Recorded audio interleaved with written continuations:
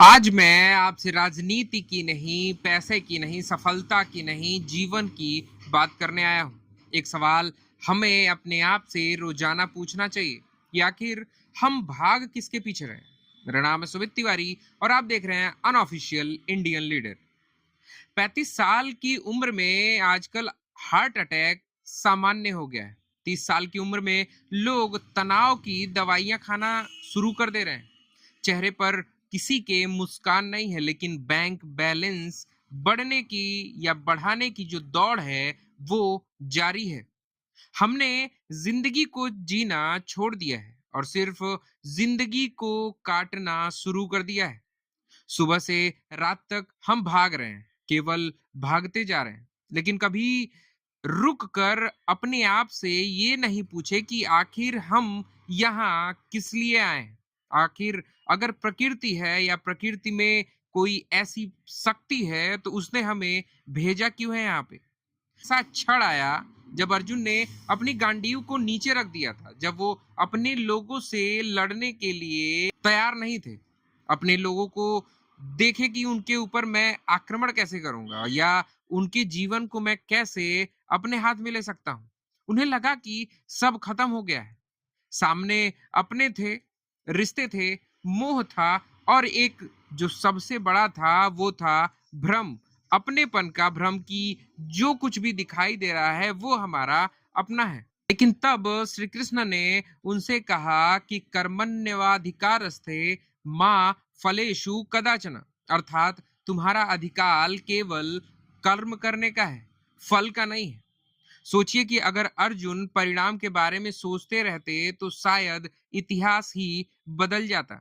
श्री कृष्ण ने उन्हें भविष्य दिखाया, अपना विराट रूप दिखाया और समझाया कि जो होना है वो होकर ही रहेगा।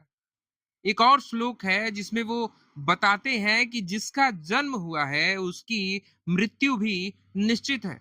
फिर इतना अहंकार किस बात का है, इतनी चिंता किस बात की है, या इतनी बेचैनी किस बात की है, इतनी भाग दौड़ किस बात की है, इतनी आगे बढ़ने की जो हमारे अंदर उत्सुकता है वो किस बात की है।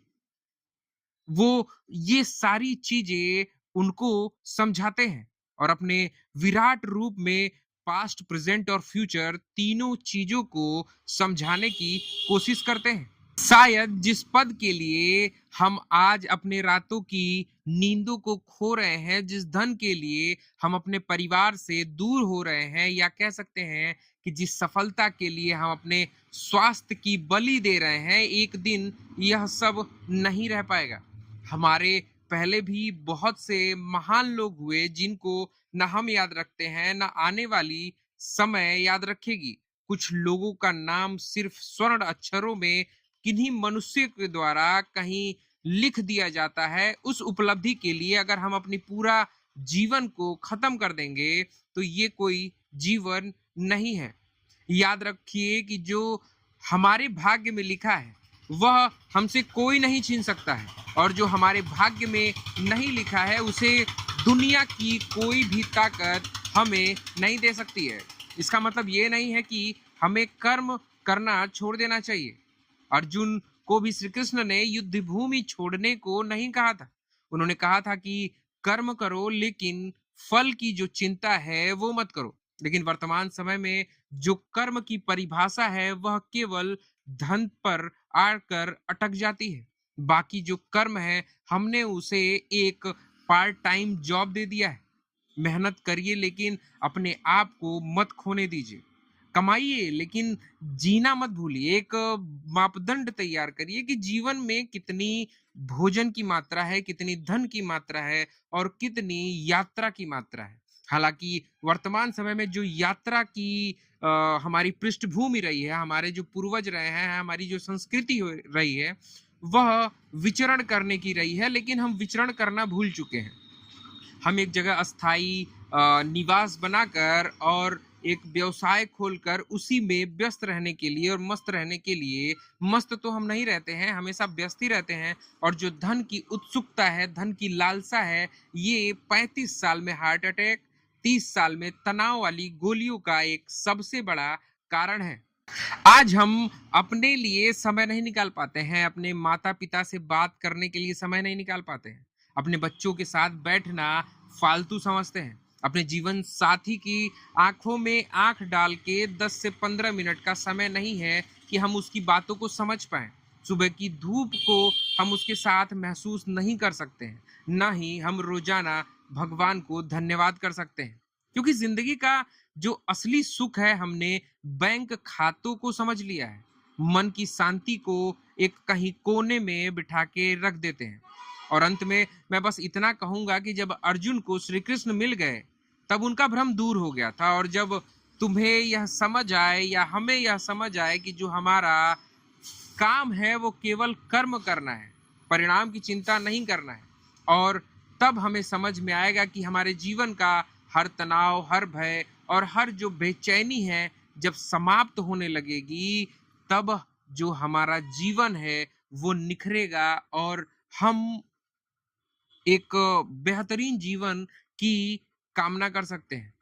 और ये बात याद रखिए कि जो हमें मिलना है वो हमें मिलकर ही रहेगा, और जो हमें नहीं मिलना है उसके पीछे पूरी जिंदगी जलाने का कोई अर्थ नहीं है।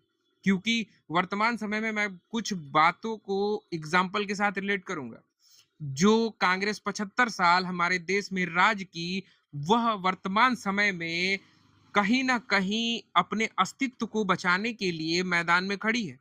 हालांकि अगर वह राजनीति छोड़ के उनके पास इतना धन, वैभव और ऐश्वर्य है कि वो अगर दूसरे काम में लगाए तो उससे जन कल्याण हो सकता है और भी बहुत सारी चीजें हो सकती हैं। लेकिन कहीं ना कहीं 55 साल के जो युवा राहुल गांधी जी हैं और उनकी माता जी हैं, उनका यही सपना है कि हमारा बेटा भारत का प्रधानमंत्री एक न एक दिन जरूर बनेगा। हालांकि पूरी पार्टियां, राजनीतिक पार्टियां जानती हैं कि उनमें ऐसा कोई दमखम नहीं है, ना ही कोई ऐसी उत्सुकता है। और एक छोटे से जगह पे चाय बनाने वाले व्यक्ति आज प्रधानमंत्री की कुर्सी को संभाल रहे हैं। तो यह सब खेल प्रकृति और समय का है। ने लिख दिया है वही आपको मिलेगा।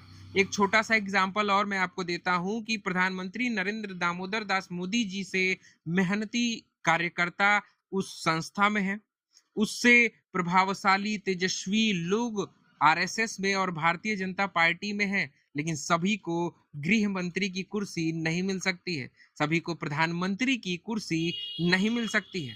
तो जो जिस समय आपके पास जो चीजें हैं, अगर उसमें आप संतुष्ट नहीं रहते हैं तो आपके जीवन में आप किसी भी चरण पे चले जाएं, किसी भी अवस्था में चले जाएं, आपको सुख का जो भोग है वो भोगने को नहीं मिलेगा। इसलिए जो जीवन है उसको दौड़ मत बनाइए, एक यात्रा बनाइए, क्योंकि मंजिल से ज्यादा खूबसूरत रास्ते में बिताया गया जीवन होता है।